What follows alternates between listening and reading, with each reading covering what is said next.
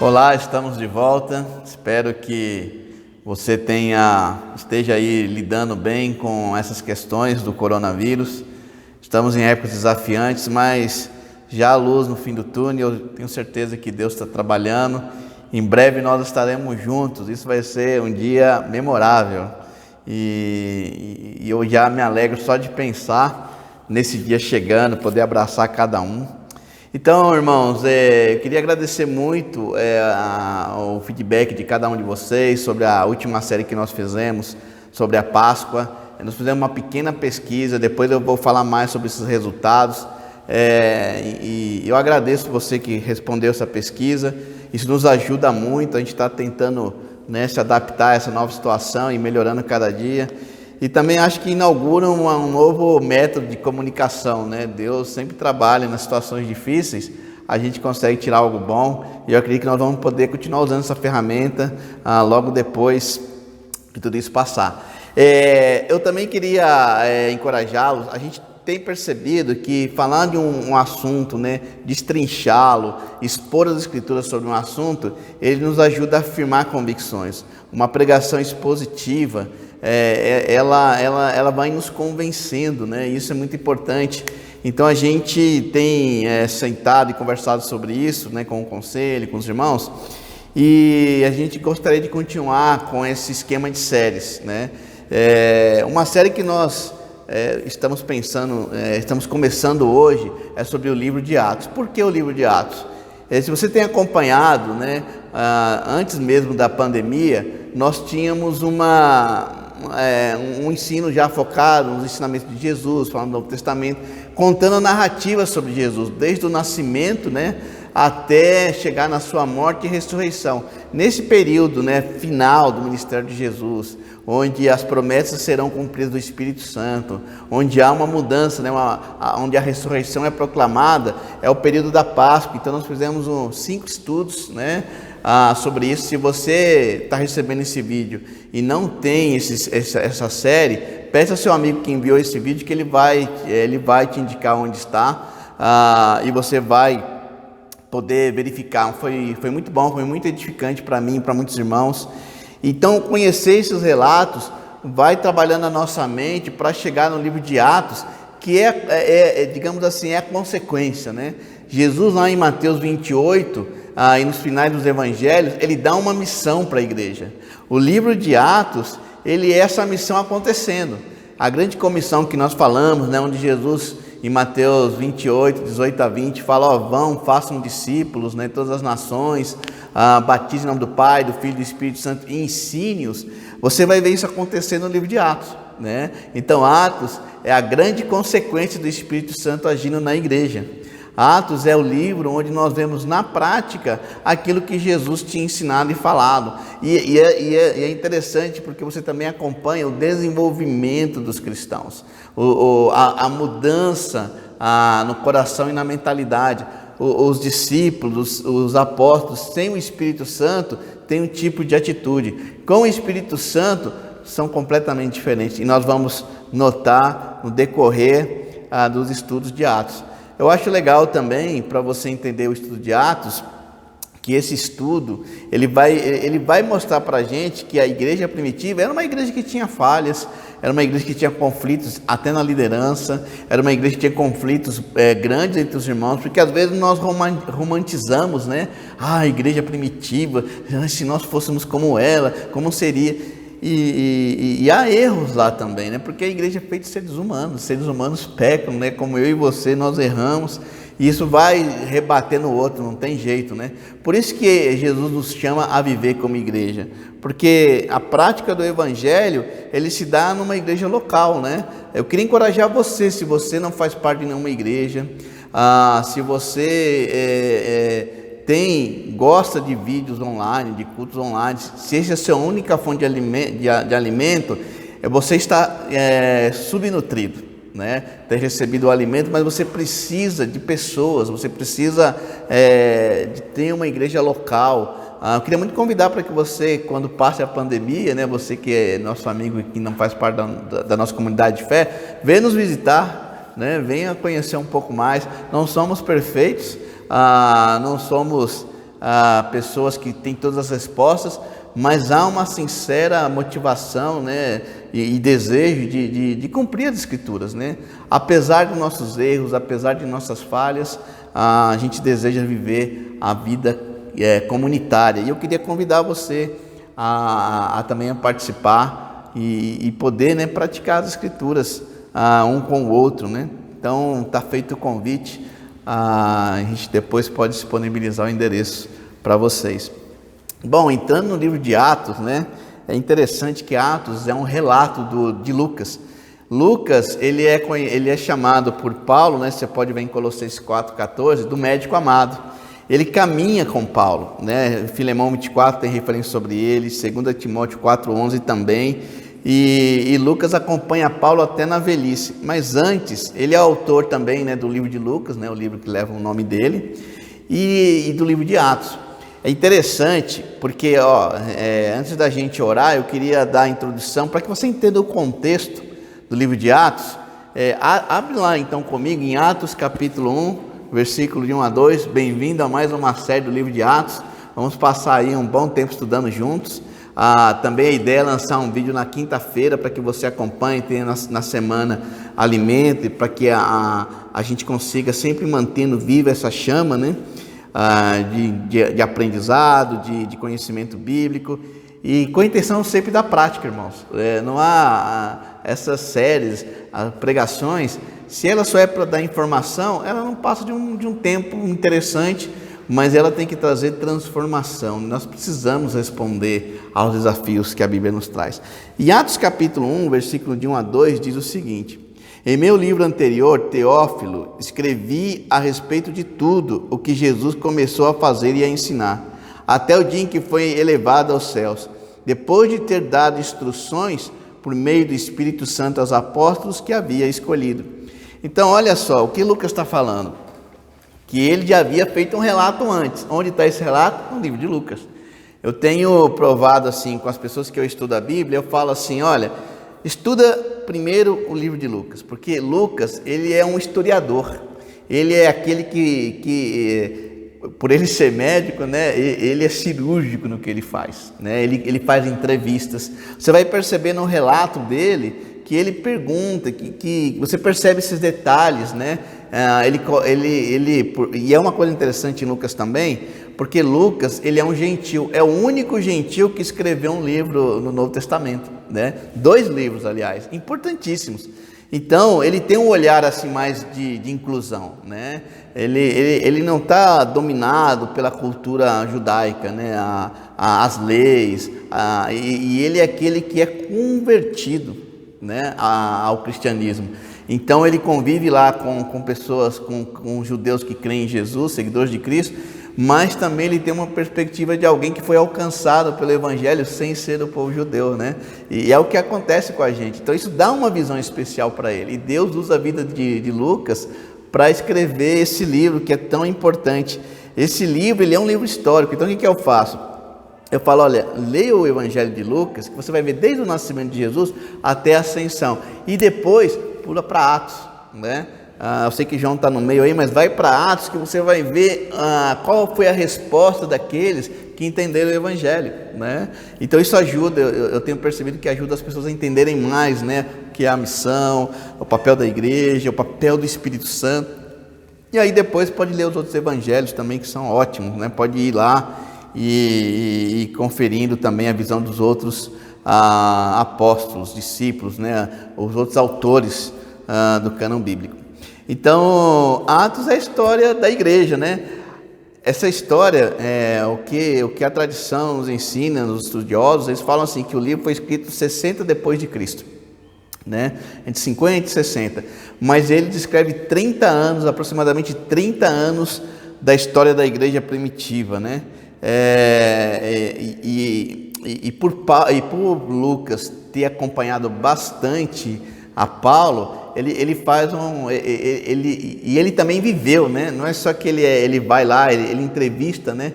Ele pega as testemunhas oculares, ele entrevista e ele também ele acompanha Paulo. além de entrevistar, de acompanhar Paulo, muitas das coisas que ele descreve, ele viveu. Ele também é uma testemunha. Então, irmãos, antes de a gente entrar aqui, eu queria que você também, só para você entender o contexto, né, para que a gente possa entrar de fato no livro, eu queria que você também fosse lá em Lucas, capítulo 1, para você entender o que eu estou te falando. Então, Lucas, capítulo 1, versículo 3 ao 4, né? Olha só, Lucas escreve 2 cartas a Teófilo, né? Teófilo, a gente não tem muitas informações sobre ele. Provavelmente é alguém que se converteu ao cristianismo, alguém de uma posição alta, né? Porque ele é tratado como excelentíssimo, e que Lucas está trabalhando para que ele tenha convicções. Ele fala, olha, eu vou relatar o que eu vi, eu estou fazendo isso aqui para que você creia, e creia de todo o coração, né? Que são fatos reais, não é mito, não é história para boi dormir, é real. Eu vi, eu entrevistei testemunhas, e eu posso te passar esse material aqui ricos em informação. Olha o que ele fala em Lucas capítulo 1, versículo de 3 a 4, fala assim, ó: eu mesmo investiguei tudo cuidadosamente, desde o começo, e decidi escrever-te um relato ordenado, ó excelentíssimo Teófilo, para que tenhas a certeza das coisas que foram ensinadas. Olha que incrível. Então, essa carta, a Atos, é a segunda parte da carta que Lucas escreveu a Teófilo, né? E qual é a intenção de Lucas? Ele fala, eu fiz um relato minucioso, né? No versículo 2 ele fala assim, ó, eu vou ler o versículo 1 e 2 só para você entender. Muitos já se dedicaram a elaborar um relato dos fatos que se cumpriram entre nós, conforme nos foram transmitidos por aqueles que desde o início foram testemunhas oculares e servos da palavra. Eu mesmo investiguei tudo cuidadosamente desde o começo e decidi escrever-te um relato ordenado, ó excelentíssimo Teófilo, para que tenhas certeza das coisas que foram ensinadas. Vamos orar. Senhor Deus, obrigado pelas Escrituras. Obrigado porque o Senhor levantou pessoas. Pai, obrigado por esse relato tão precioso da vida e obra de Jesus Cristo, também do início da igreja, do desenvolvimento dela. Senhor, dá-nos discernimento. O mesmo Espírito que ressuscitou a Jesus, eu sei que Ele também habita nos teus seguidores, nos discípulos. Pai, sei também que a pregação do Evangelho abre nossa mente, nosso coração. Sei que muitos amigos nossos estão sendo chamados a Te conhecer e a ter esse Espírito que nos revela quem é o Senhor. Obrigado pelas Escrituras, dá o discernimento, ajuda nossos amigos também que nos acompanham a entenderem, que o Senhor possa nos orientar nesse estudo, nessa série, para que, acima de tudo, glorifiquemos o nome do Senhor e tenhamos convicção das coisas que nos são ensinadas, não por meio de pessoas, ainda que o Senhor use as pessoas, mas por meio das Escrituras, que o Senhor use pessoas com as Escrituras para convencer por meio do Espírito nossos corações. Louvado seja o Senhor, e em nome de Jesus que nós oramos. Amém. Então, continuando, o que me entusiasma em estudar o livro de Atos, né, é o que Lucas fala, que quando nós entendemos, né, ele fala aqui, olha, para que tenha certeza das coisas que foram ensinadas. Quando eu conheci as Escrituras, né, quando eu conheci a igreja, eu tinha muitas ideias, eu tinha muitos pensamentos. Eu pegava um pouquinho de cada coisa, eu tinha influência do que eu escutava na televisão, eu tinha influência da religião, eu tinha influência das pessoas com quem eu convivia, aí eu formava os meus pensamentos também, mas quando eu estudei a Bíblia, tudo mudou, porque as Escrituras relatavam como deveria ser um cristão. Relatava as histórias de pessoas que tiveram encontros com Jesus. E esse confronto foi difícil para mim, porque eu sabia que eu não estava vivendo de acordo da mesma maneira como aqueles que tiveram aquele encontro chocante, né, com Jesus, aquele encontro avassalador. Eu costumo falar aqui com o pessoal da igreja que o Evangelho é igual uma jamanta, né? Ele vem, ele passa por cima. Se uma jamanta passar por cima de você, se você sair vivo, provavelmente não, mas você não fica igual. Né? Então, assim, quando aquele contato com o Evangelho, ele é transformador, ele muda a nossa maneira de pensar. Lembra que foi compartilhado na série sobre a Páscoa? Ele tira aquela mentalidade de morte e coloca uma mentalidade de vida, né? O ponto final não é mais a morte, né? A morte é só uma etapa para a vida eterna. Então, imagina tudo isso, né, acontecendo. E quando eu tive esse contato, para mim foi transformador, né? E aí eu tive que continuar lendo as Escrituras, recebendo orientação. Por quê? Porque é por meio das Escrituras que nós criamos convicções. Então, assim, a fonte, né, de autoridade, de ensino, são as Sagradas Escrituras. Tudo aquilo que você aprende que vai contra as Escrituras, descarta, porque não é a vontade de Deus, não é a revelação de Deus. Então Lucas, ele faz uma investigação cuidadosa, ele entrevista testemunhas oculares, ele pesquisa os escritos, né, as pregações que já haviam a respeito de Jesus, ele conversa com os apóstolos, ele está andando com Paulo, ele relata milagres, ele vê milagres, né, ele também é uma testemunha ocular de boa parte das histórias que ele conta. Então, tudo isso ele relata desde o nascimento de Jesus até o nascimento da igreja, o desenvolvimento dela, para mostrar para Teófilo: olha, Teófilo, essas coisas são verdades, né? A sua fé ela é robusta. E isso é tão importante. Às vezes nós nos perdemos, né, com tantas ideias. Parece que a verdade se torna algo relativo, depende do ponto de vista. Então voltar para as Escrituras nos traz esse norte novamente, né? de que a gente tem uma revelação divina, né? O caminho, a verdade e a vida. Por isso também que os discípulos eram chamados daqueles do caminho, né? Porque seguir a Jesus é um caminho, e graças a Deus que esse caminho tem orientações, né? Tem ensinos, nós aprendemos, nós podemos tirar muitas convicções das Escrituras, e é o que Lucas, né, ele está fazendo. Então vamos para Atos, né, novamente, Atos capítulo 1, acompanha aí comigo, nós vamos ler do versículo 1 a 14, eu vou dar um tempinho aí para você abrir a sua Bíblia, enquanto isso eu vou tomar uma água aqui, né, e a gente vai acompanhar Atos capítulo 1, versículo de 1 a 14.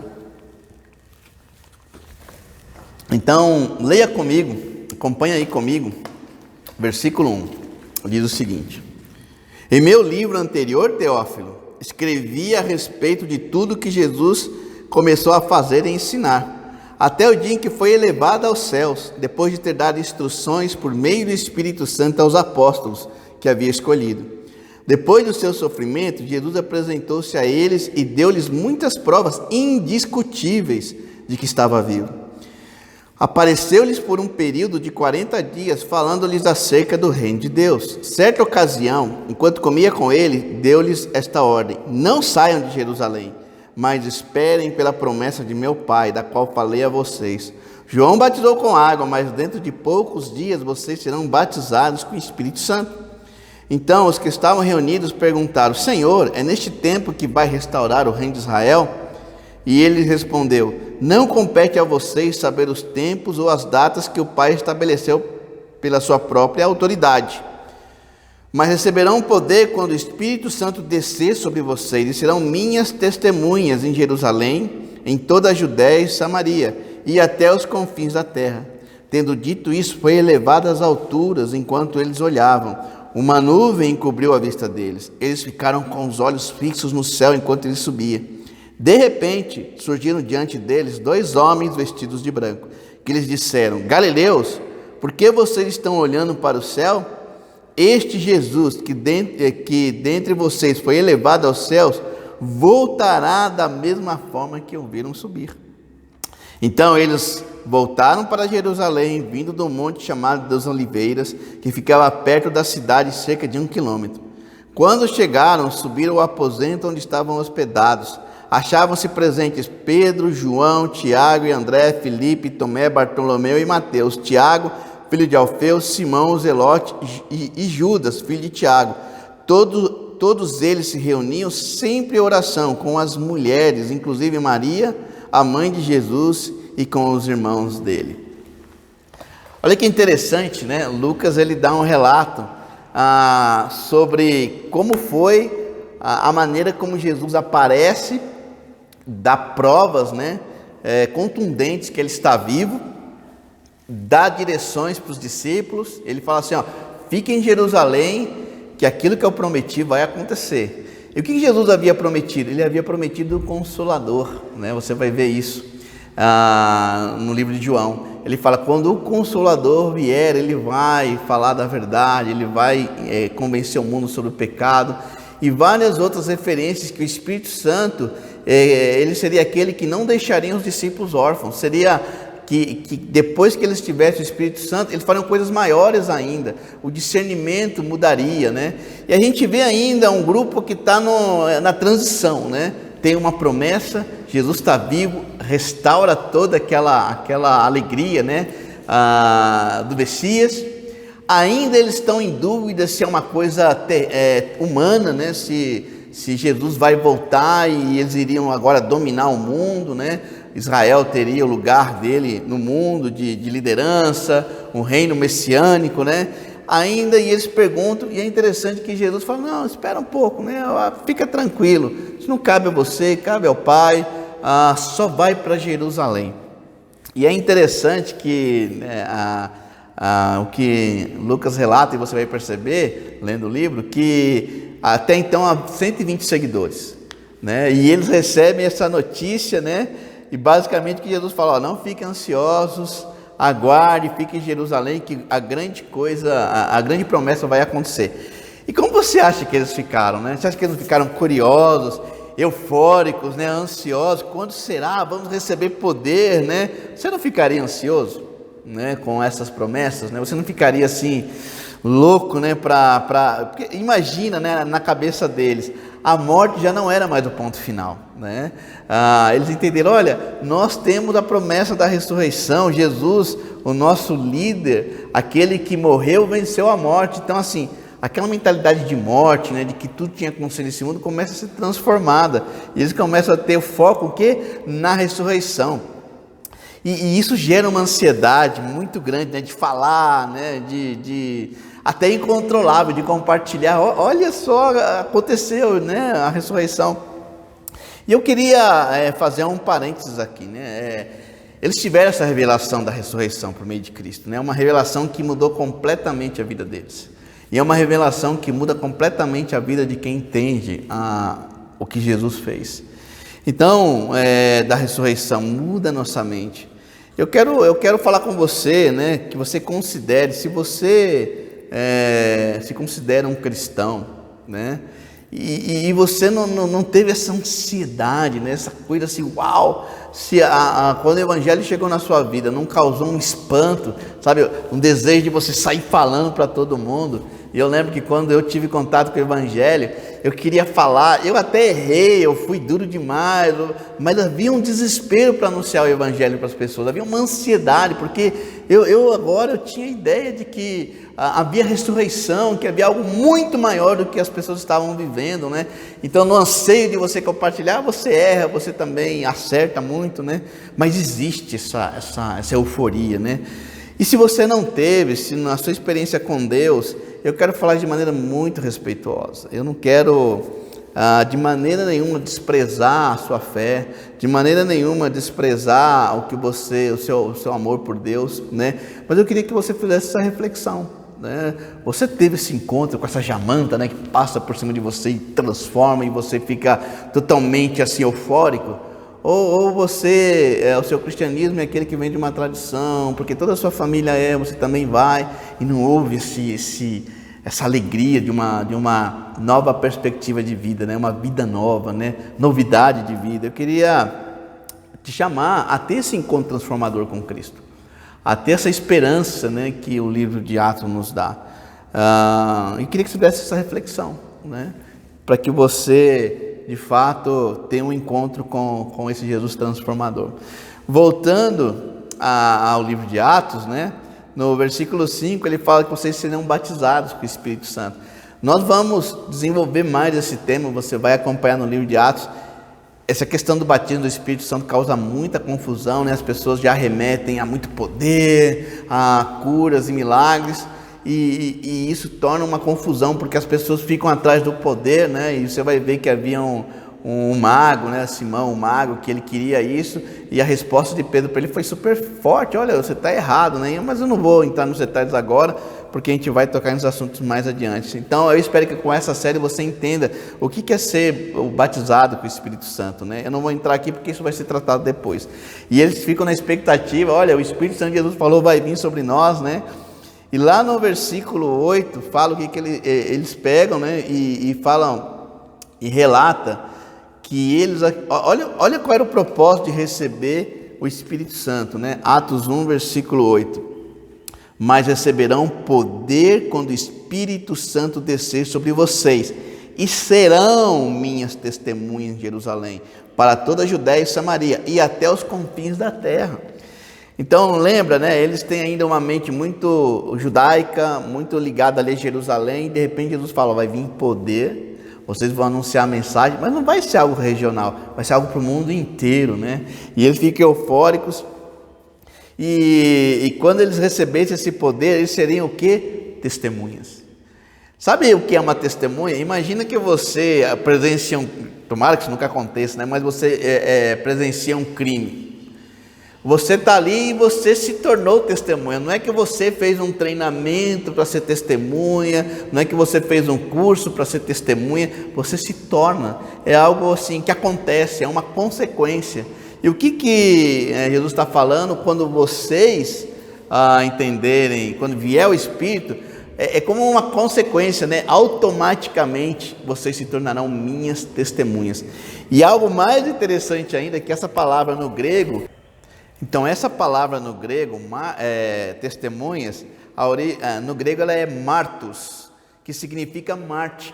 O que é o Marte? É uma testemunha até as últimas consequências. Você é testemunha e você é capaz de morrer por ela. Então, quando ele fala, vocês serão essas testemunhas, é nesse nível, é a nível de ser Marte, de até as últimas consequências, porque é algo que você não controla, é algo que sai, né? Então, ser testemunha do Evangelho não é uma obrigação, não é uma ordem, mas é simplesmente uma constatação. É o que Lucas está fazendo com Teófilo. Teófilo, eu quero falar para você, eu estou constatando, sou uma testemunha, né? E é o que ele via na vida de Paulo também. Então, você naturalmente, né, um cristão, naturalmente ele se torna uma testemunha.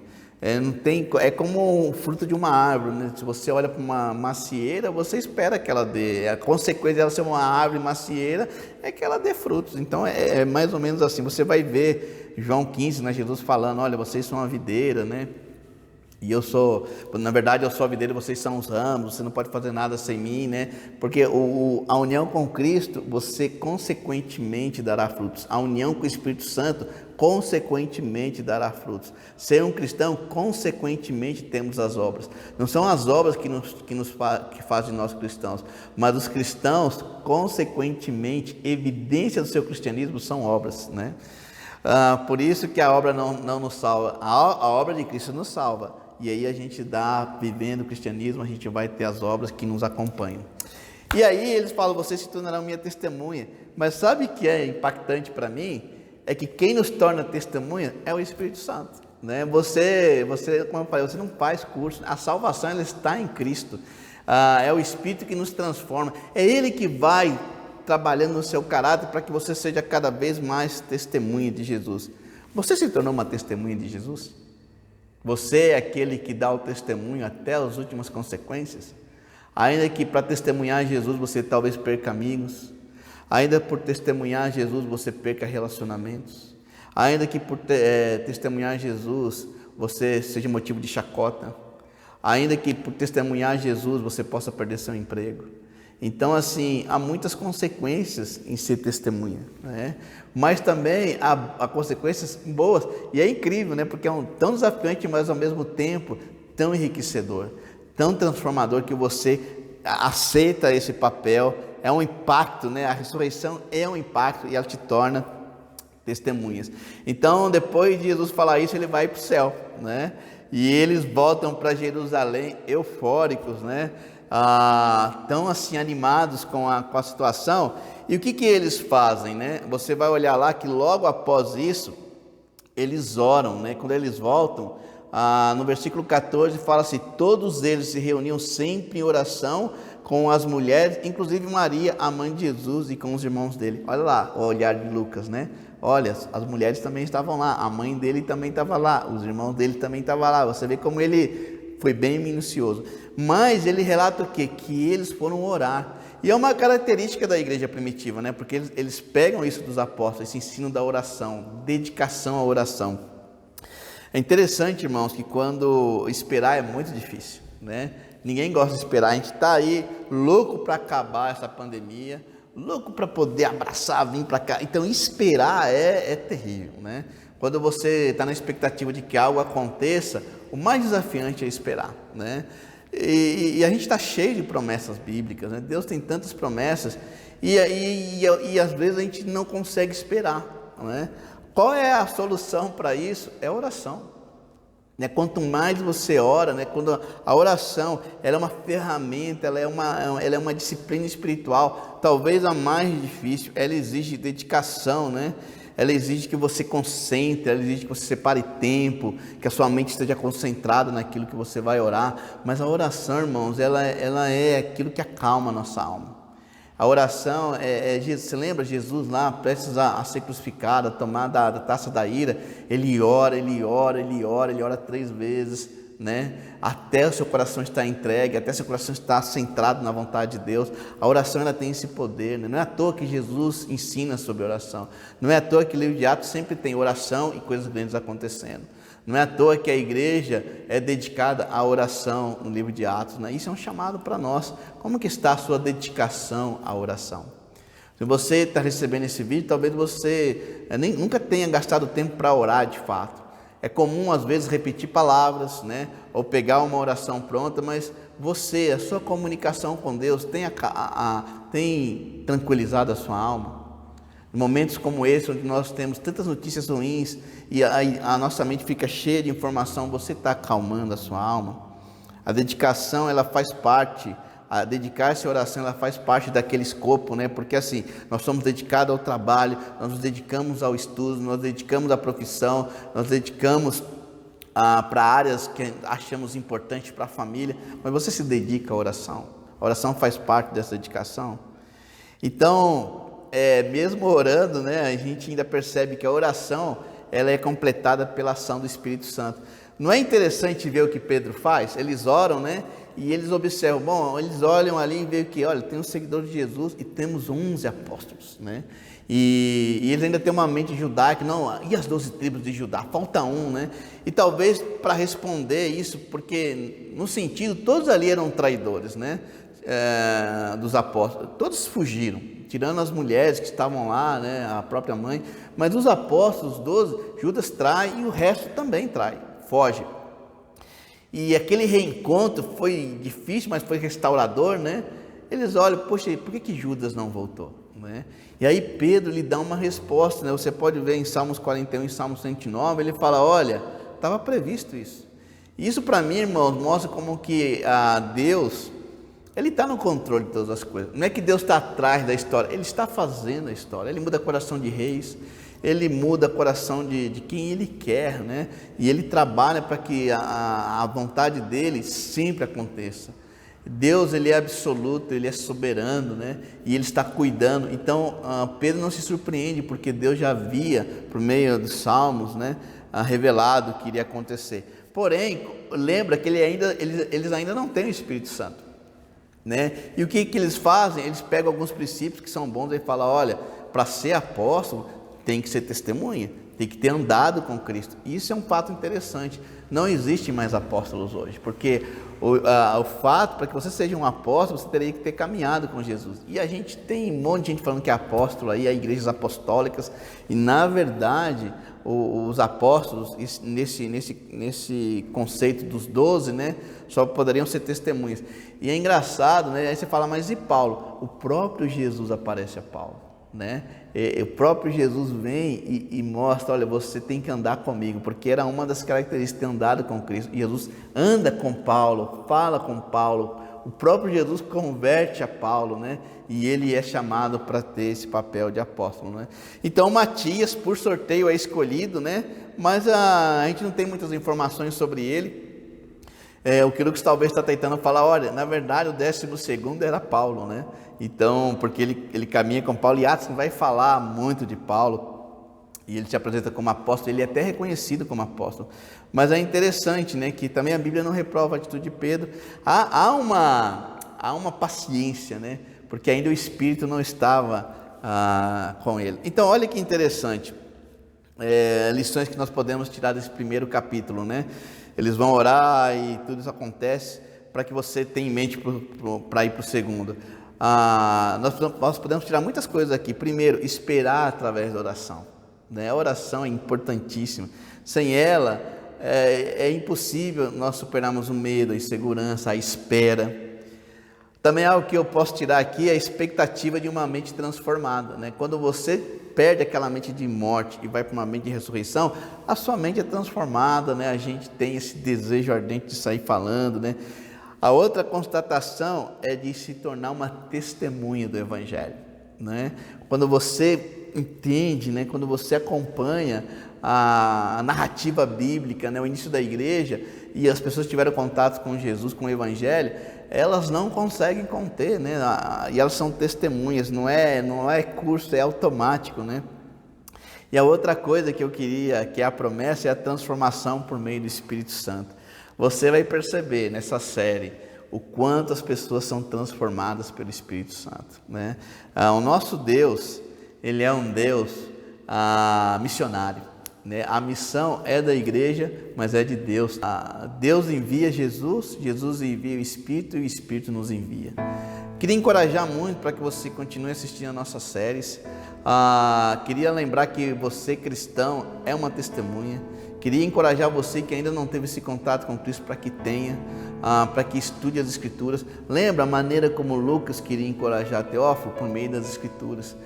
Conversa com a pessoa que tem te convidado, que tem passado esses vídeos, né, para que ela estude a Bíblia com você. Eu tenho certeza que se ela teve esse encontro com Cristo, ela tem a capacidade, assim como Lucas, de encorajar você por meio das Escrituras.